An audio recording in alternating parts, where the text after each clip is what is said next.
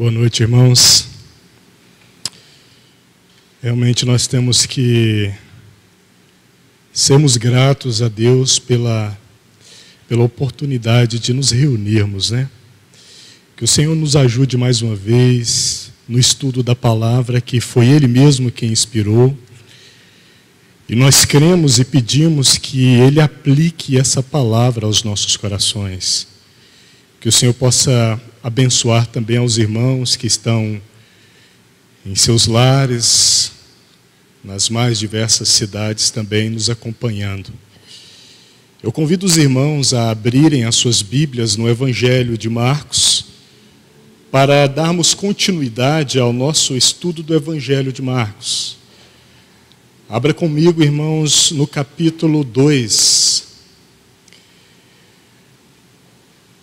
Na sequência do estudo do Evangelho de Marcos, nós estudamos os 4 milagres que nós vimos a partir do versículo 23 do capítulo 1 e que vai até o capítulo 2, no versículo 12.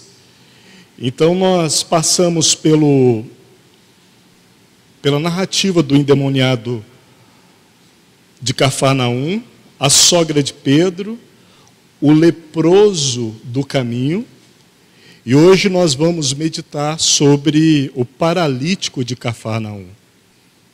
Então, no Evangelho de Marcos, no capítulo 2, nós vamos ler o versículo 1 e o versículo 2 e vamos orar.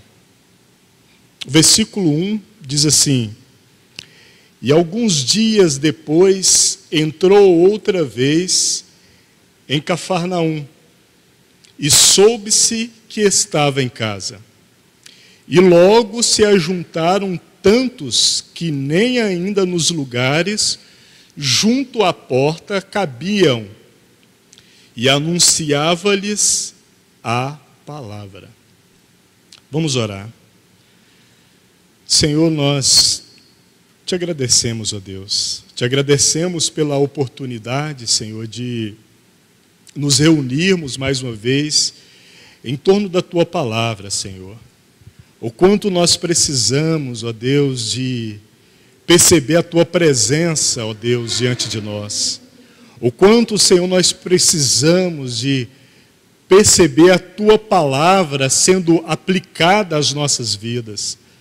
Ó Deus, o quanto nós somos carentes, ó Deus, de ouvir o falar do Teu Espírito Santo ao nosso coração, aos nossos ouvidos, Senhor. Ajuda-nos mais uma vez, Senhor. Nós precisamos de Ti. Nós precisamos da Tua palavra, da Tua voz, Senhor. Ajuda-nos, Senhor, nessa noite.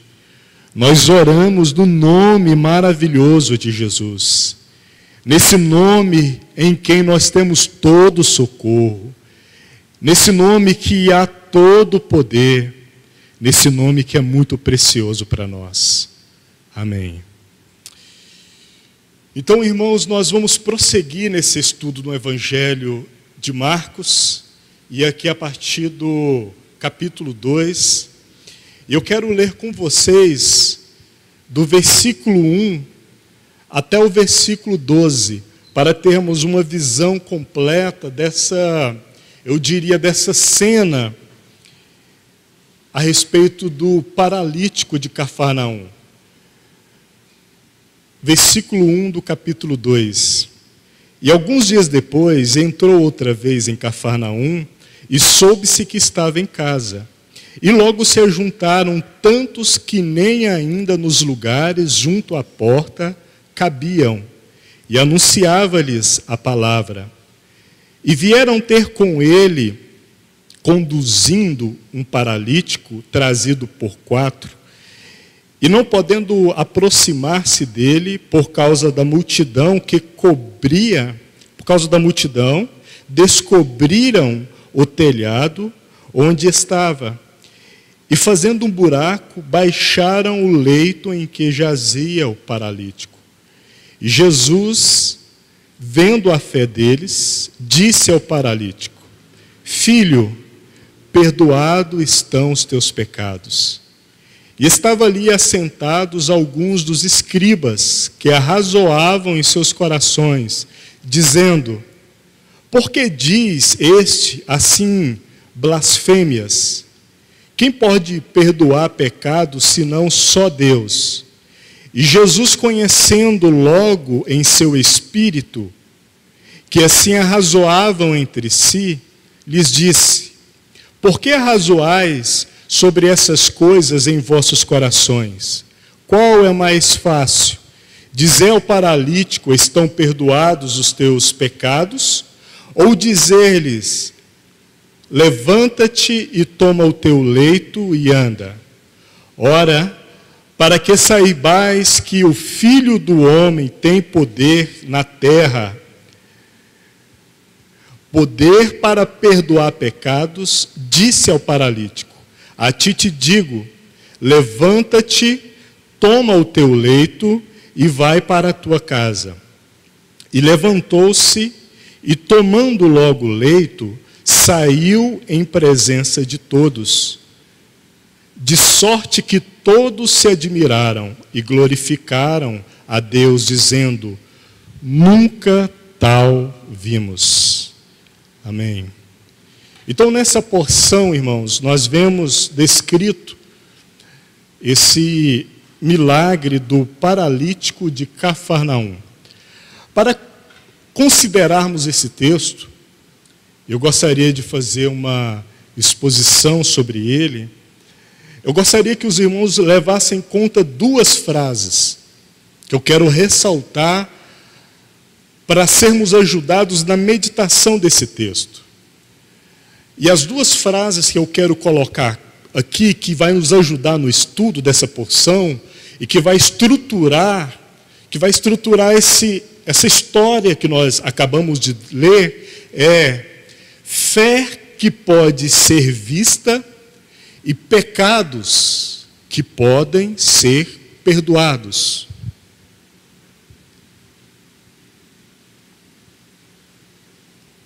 Tendo em vista essas duas frases, nós vemos aqui o versículo 5 do capítulo 2. Mas para contextualizarmos, no versículo 1 e 2, nós vimos que Jesus voltou para Cafarnaum. E ele voltou para a casa de Pedro. Nas últimas oportunidades que nós estudamos juntos, essas porções, nós vimos que Jesus esteve na casa de Pedro, curou a sogra de Pedro, de madrugada ele saiu para ter um momento a sós com o Pai. Logo, os discípulos no dia seguinte foram atrás dele desesperados. Dali ele já foi para continuar pregando a palavra.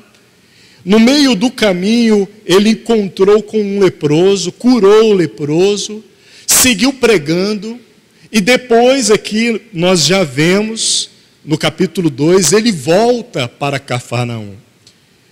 E a informação que ele voltou para Cafarnaum se espalhou. Tanto é que nós lemos aqui que novamente encheu de pessoas na porta da casa de Pedro. Porque todos queriam ouvir Jesus, ver um milagre de Jesus, levar um enfermo ou um endemoniado para que Jesus curasse, libertasse. Então todos queriam estar ali.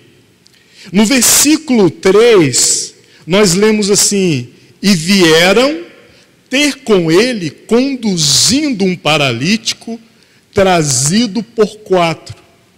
É interessante que quando nós lemos essa história, a primeira coisa que nos vem à mente é aqueles 4 que levaram o paralítico.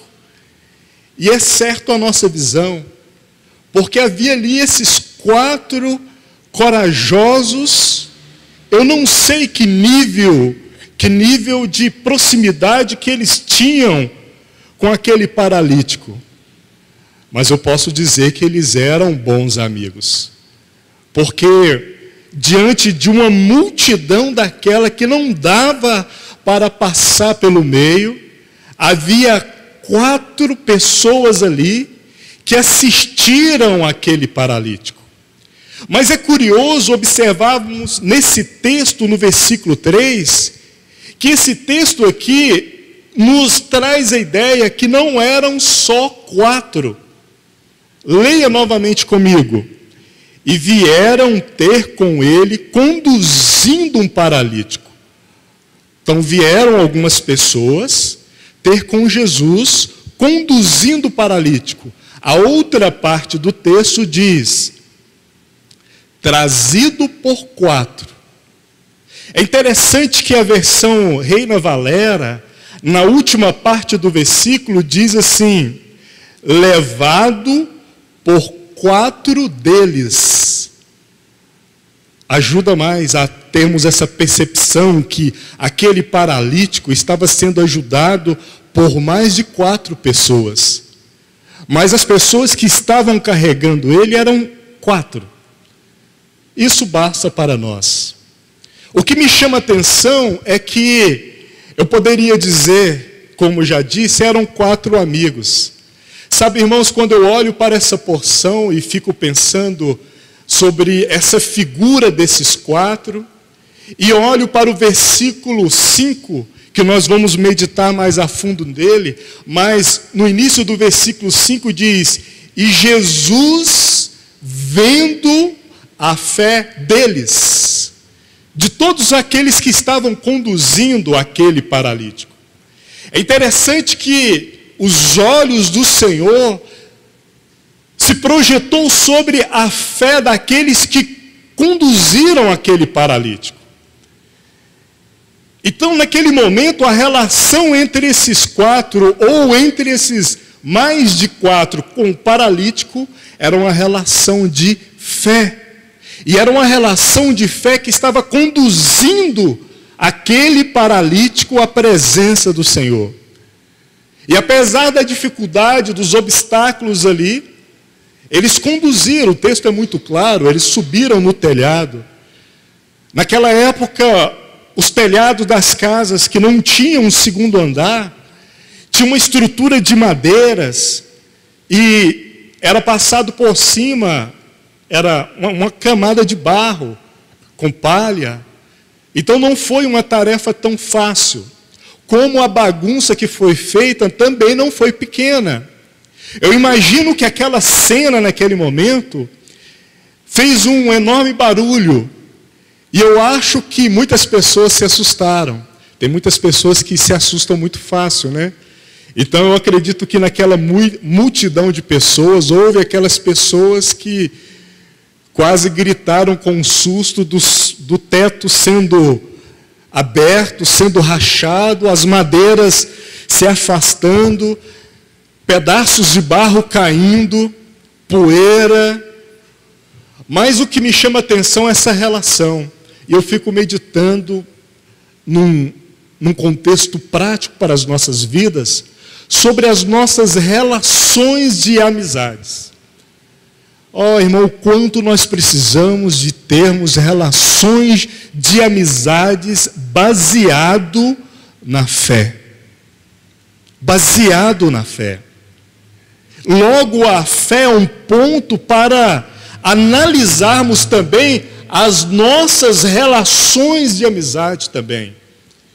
Logo, eu me pergunto, as minhas relações com outras pessoas que eu julgo ser de amizade, eu poderia chamar ou dizer que são amizades de fé? Qual que é o assunto? São amizades que me conduzem a Jesus Cristo? São pessoas que eu tenho a alegria, o prazer de falar sobre o Senhor com elas?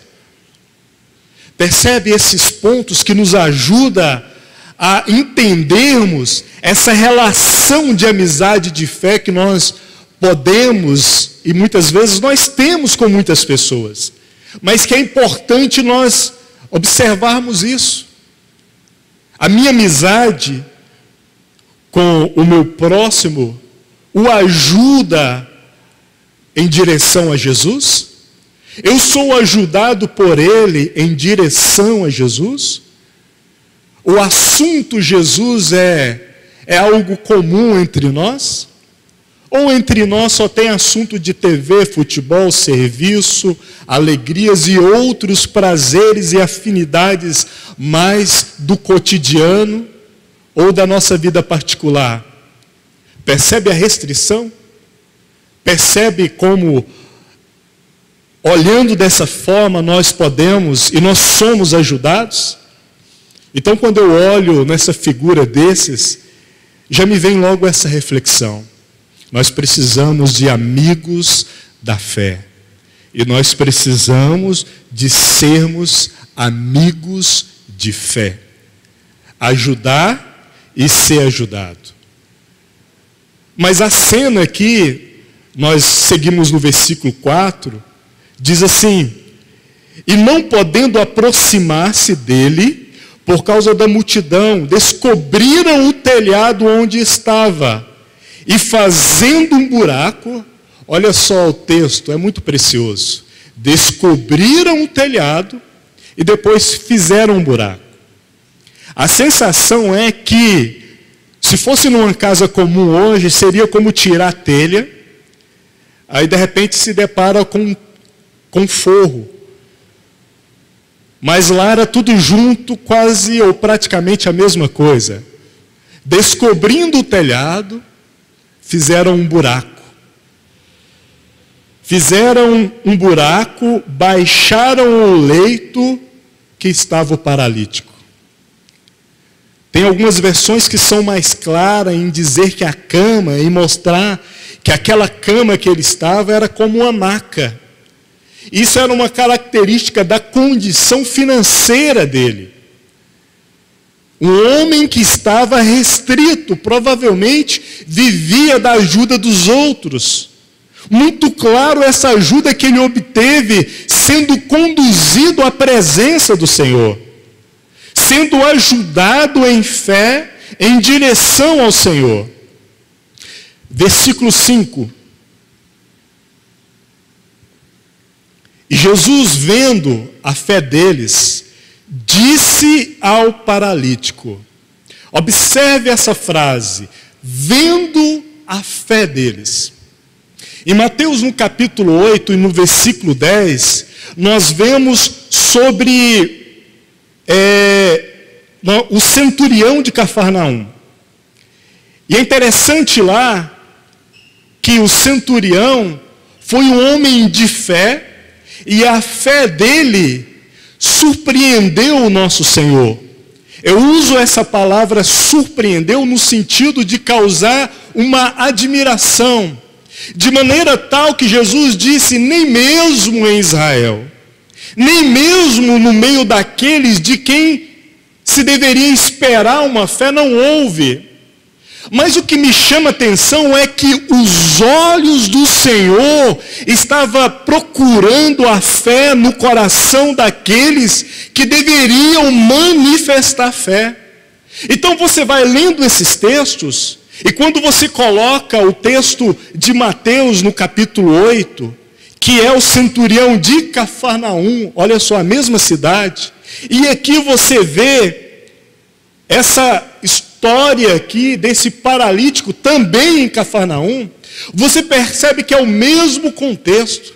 E Jesus aqui novamente procurando a fé, ou uma manifestação de fé, a partir do coração daqueles que estavam ali. Sabe, irmãos, às vezes a pergunta é, os olhos do Senhor, quando olham para o meu coração, encontram fé? Encontram uma reação de fé? Uma manifestação de fé? E aqui eu não poderia passar adiante sem meditar um pouco sobre esse assunto de fé. Não é minha intenção fazer uma exposição teológica sobre fé, mas pensar um pouco sobre o assunto de fé nesse contexto. Nesse contexto aqui de Marcos 2, desse paralítico de Cafarnaum, dos amigos do paralítico em Cafarnaum. que tiveram uma fé que foi vista, que foi demonstrada, que foi reativa, porque Jesus estava pregando no monte. Lembra, na última vez eu cheguei a comentar isso? O sermão do monte. E o Senhor sempre estava pregando. No versículo 2, mais uma vez, nós vemos o ponto que liga esses 4 milagres, que é a pregação do Evangelho. Na última parte do versículo 2, nós lemos: anunciava-lhes a palavra. Jesus, o interesse dele era pregar o Evangelho. O interesse dele era que os corações se convertessem ao Senhor. É que a palavra adentrasse os corações daqueles que estavam ouvindo. Então, os milagres ali, as libertações que estavam acontecendo, era instrumento para uma obra ainda maior que estava acontecendo também. Corações recebendo a palavra de Deus. Mas quando eu olho aqui essa expressão de fé, logo eu me lembro de Tiago no capítulo 2. E eu convido você para abrir comigo Tiago, capítulo 2, versículo 14. Vamos abrir lá. Um texto tão conhecido de nós, mas que nos ajuda tanto em trazermos para a prática a fé. Capítulo 2 e versículo 14.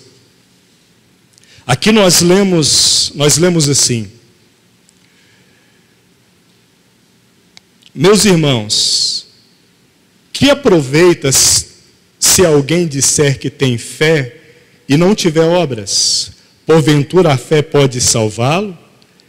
E se o irmão ou a irmã estiverem nus e tiverem falta de mantimento cotidiano, e algum de vós lhe disser: ide em paz, aquietai-vos e fartai-vos, e não lhes der as coisas necessárias para o corpo, que proveito virá daí?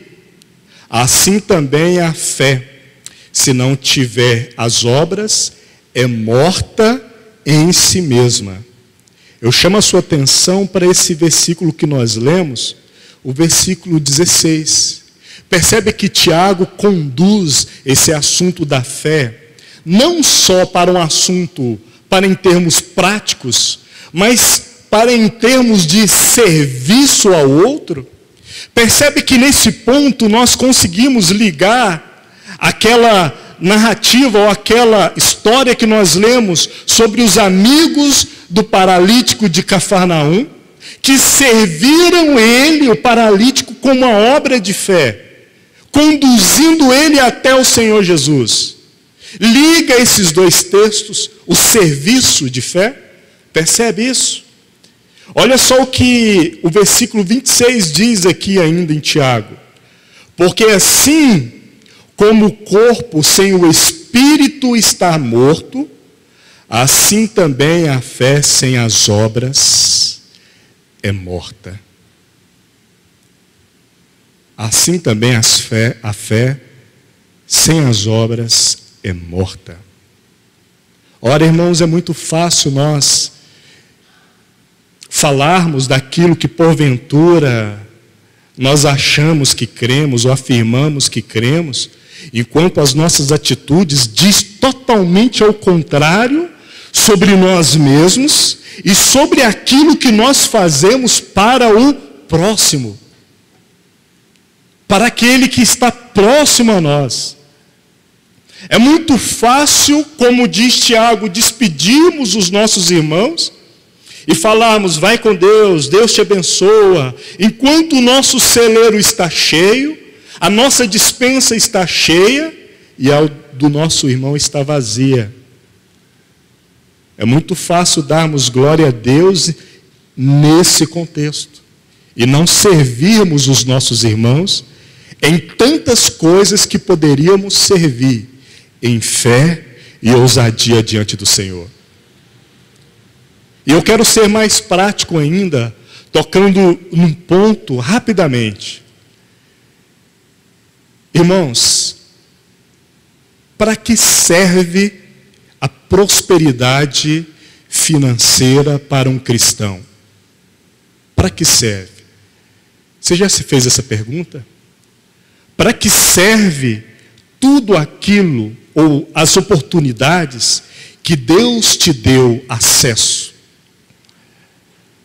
Na mentalidade de um judeu ortodoxo, isso é muito claro. Porque a prosperidade de um só tem razão, só faz sentido a serviço do todo. Fora disso, não faz sentido. Não faz sentido. A prosperidade e as oportunidades para um membro do corpo de Cristo só faz sentido se houver benefício para todo o corpo de Cristo. Eu não estou falando que nós não podemos ser prósperos. Pelo contrário, irmãos, nós precisamos de sermos diligentes quanto ao dinheiro e quanto à prosperidade.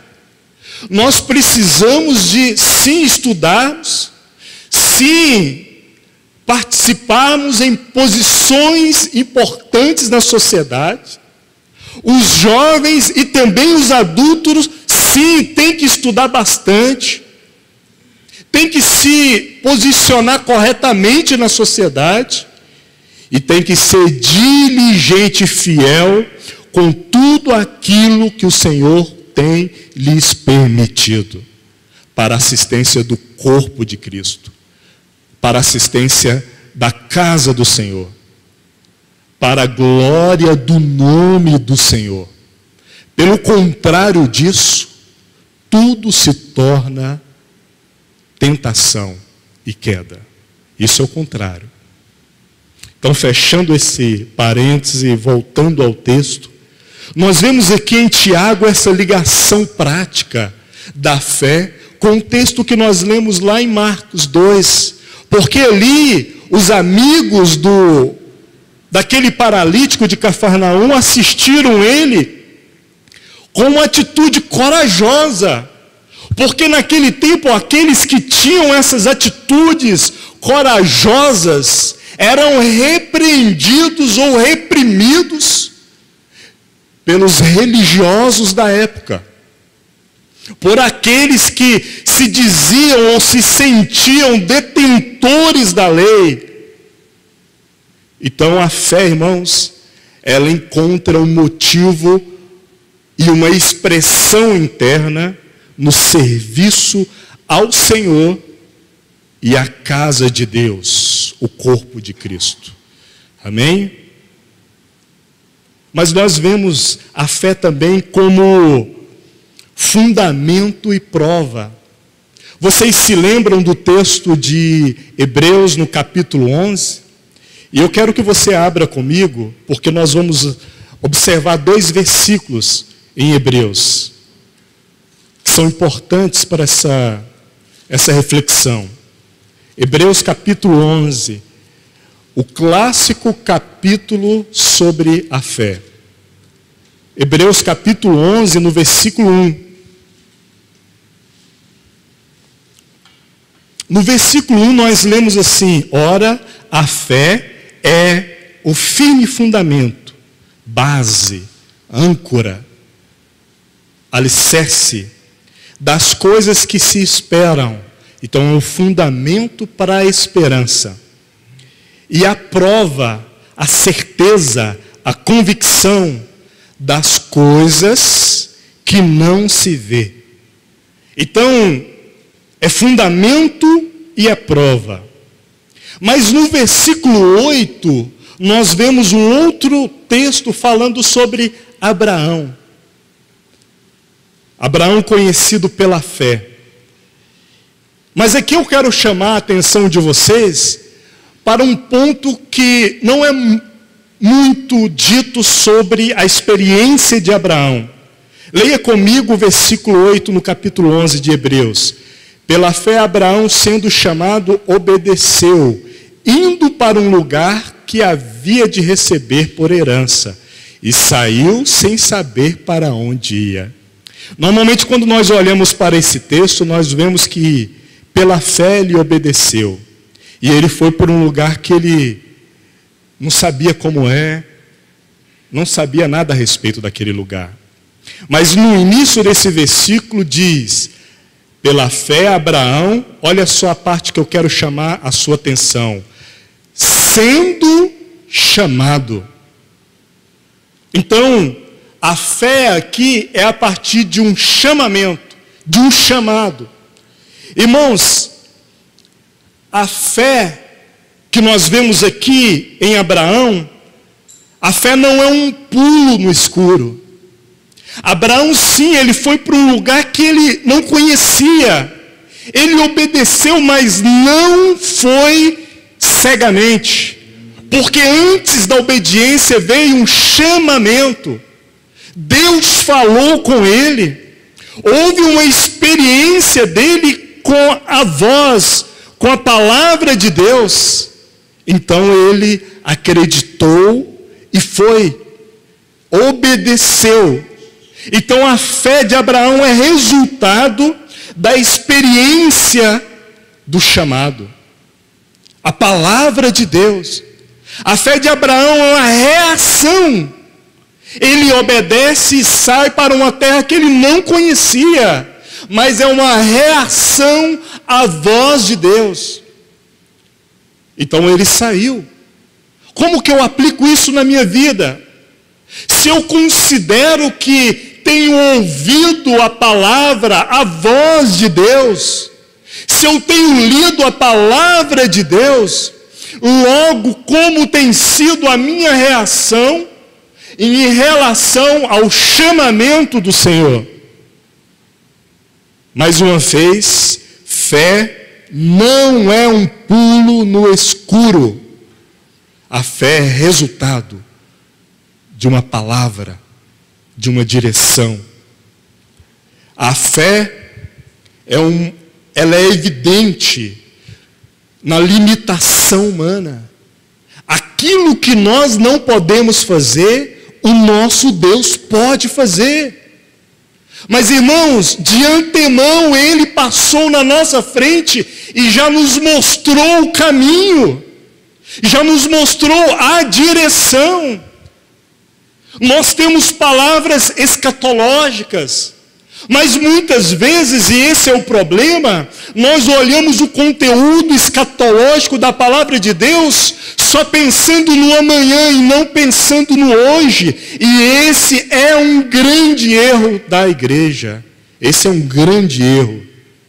Se o meu estudo sobre a escatologia fala dos eventos futuros. Então, às vezes, nós pensamos no arrebatamento, nós pensamos na ceia com o Cordeiro, nós pensamos no tribunal de Cristo, nas mansões, enfim, tantas coisas preciosas, gloriosas, grandiosas, que a nossa imaginação não consegue dimensionar.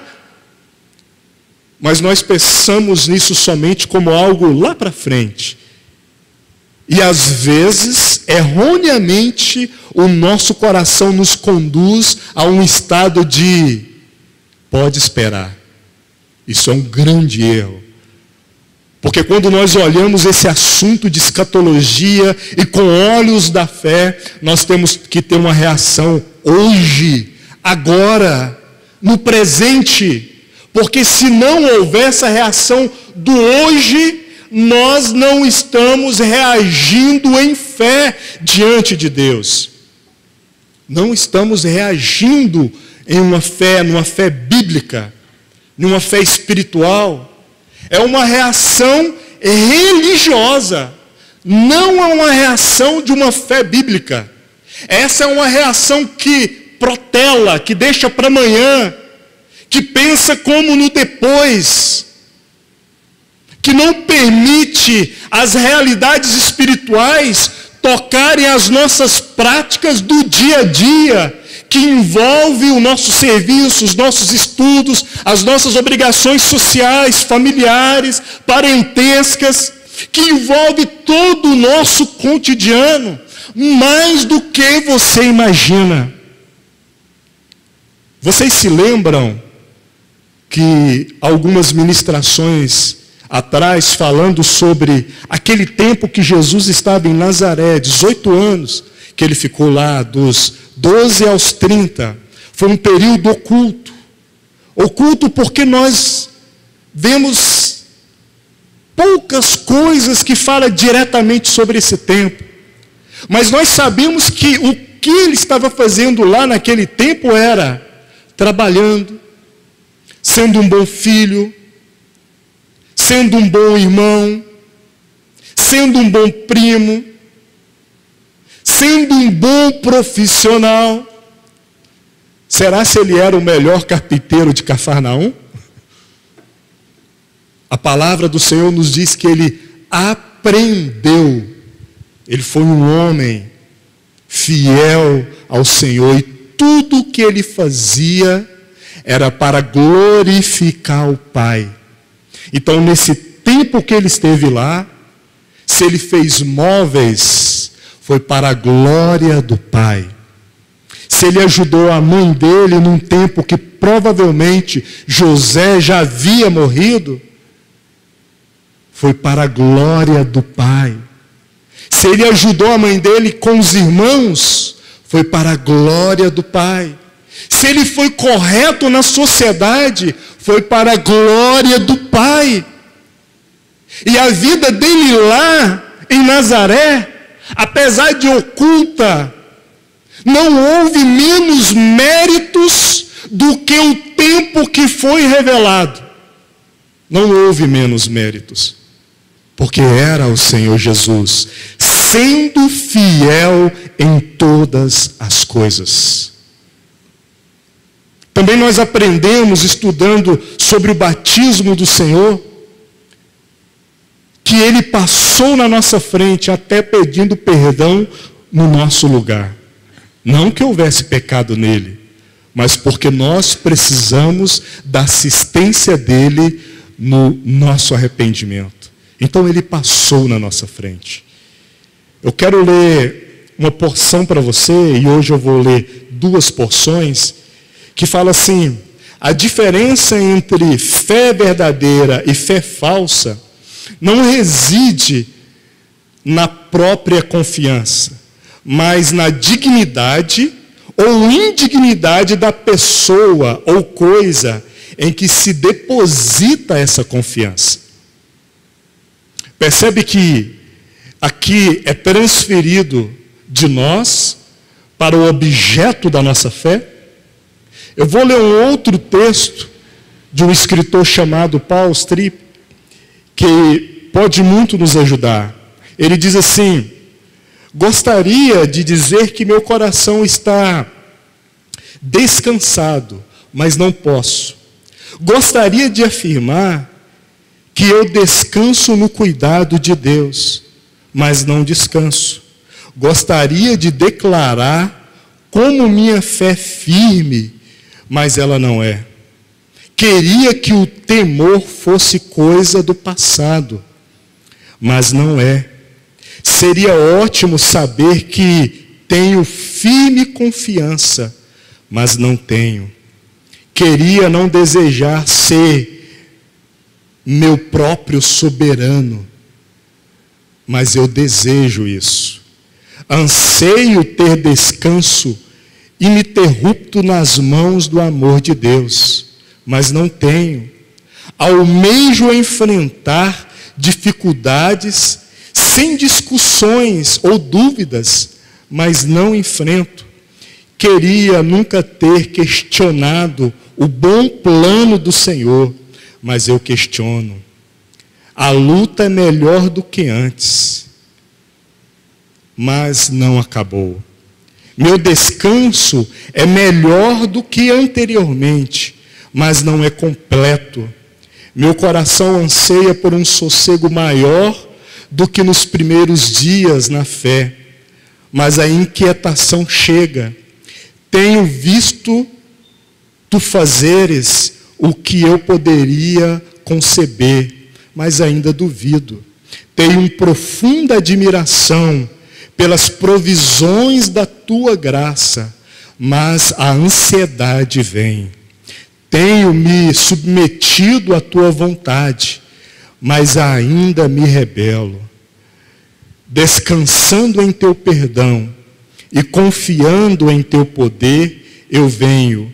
Com o coração carente que anseia por teu auxílio, eu oro. Ajuda-me, Pai, hoje a desapegar-me da minha necessidade de sempre entender. Capacita-me a viver em paz quando não sei o que vai acontecer. Ajuda-me a ter um coração tranquilo quando a oposição é grande e tudo que eu tenho é o Senhor. Quando eu li esse texto, junto com toda a reflexão que até aqui eu já coloquei, fica muito claro, irmãos, que o assunto da fé, ele não se ancora, ele não se baseia em nós mesmos. Quantas vezes nós fraquejamos na fé? Quantas vezes nós olhamos para o nosso coração e sentimos medo? Mas sabe qual que é o conforto para nós, irmãos? É que a fé bíblica não trabalha a partir do eu. A fé bíblica não trabalha a partir do eu, mas ela trabalha a partir dele, Cristo Jesus. Essa é a fé bíblica. Se nós cremos ou não, isso não tem mérito em nós mesmos. Se a minha fé e a sua fé estivesse embasada nas nossas obras ou na nossa capacidade de crer, miserável homem que seríamos.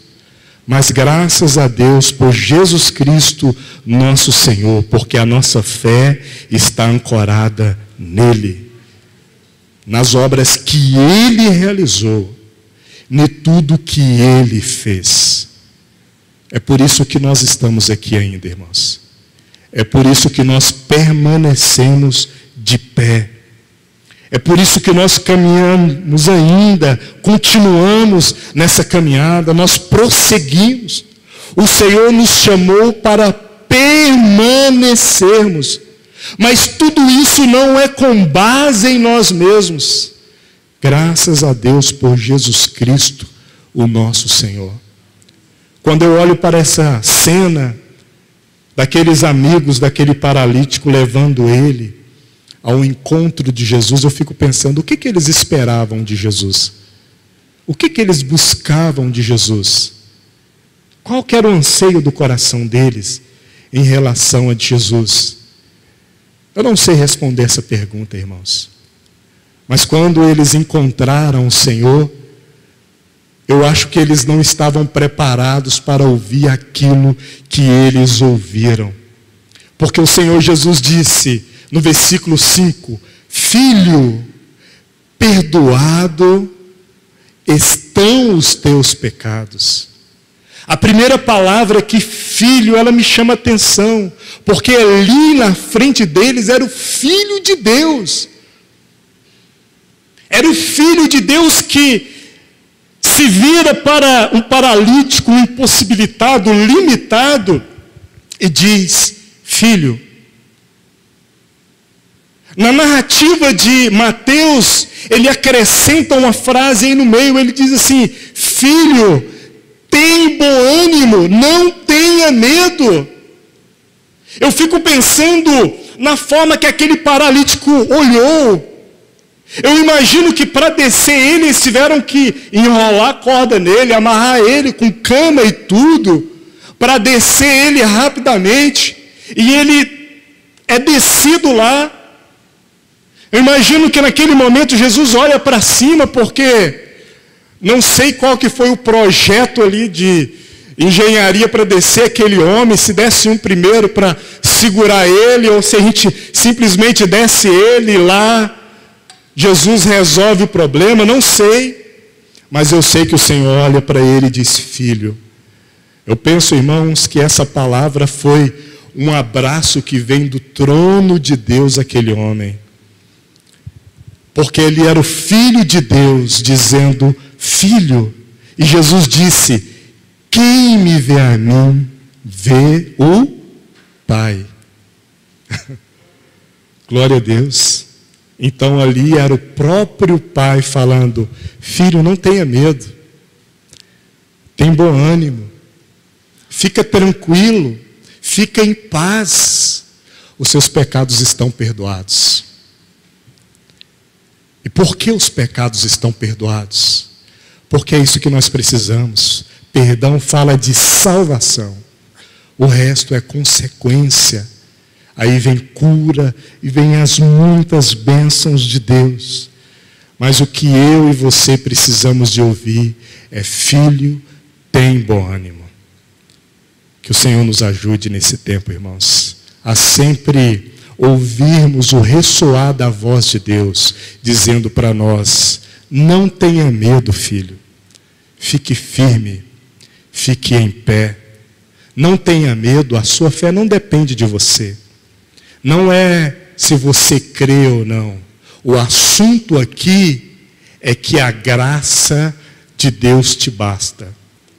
E a nossa fé é um resultado da manifestação da graça de Deus. Grave isso. Grave isso. A nossa fé é uma reação à graça de Deus. É uma reação. É por isso que nós lemos aquele texto, que eu li esse texto lindo que ele diz, Paul Tripp diz sobre a inconstância, mas graças a Deus por Jesus Cristo nosso Senhor. Graças a Deus. Graças a Deus. Vamos orar. Ó Senhor, muito obrigado a Deus. Obrigado, Senhor. Obrigado a Deus porque tudo o Senhor fez. Obrigado porque o Senhor passou na nossa frente e fez tudo, Senhor. Obrigado a Deus porque, apesar de nós sempre tentarmos tomarmos o controle de todas as coisas e logo em seguida, como crianças chorosas, nos sentimos frustrados, o Senhor olha para nós e diz, filho, tem bom ânimo. Filho, fique tranquilo, tenha fé. Filho, fique em paz. Obrigado, Senhor, porque a nossa fé não depende de nós. A nossa fé depende do Senhor. E é por isso que nós estamos aqui. Obrigado, Senhor, porque o Senhor passou na nossa frente e fez tudo o que nós precisamos. Obrigado, Senhor, porque a caminhada que ainda está diante de nós, ó Deus, já foi conquistada para nós na cruz do Calvário. E é por isso que hoje nós podemos viver uma realidade de fé. É porque com base nas obras do nosso Senhor. E o aceno dele para nós é um aceno de graça e de misericórdia. Aleluias. Amém.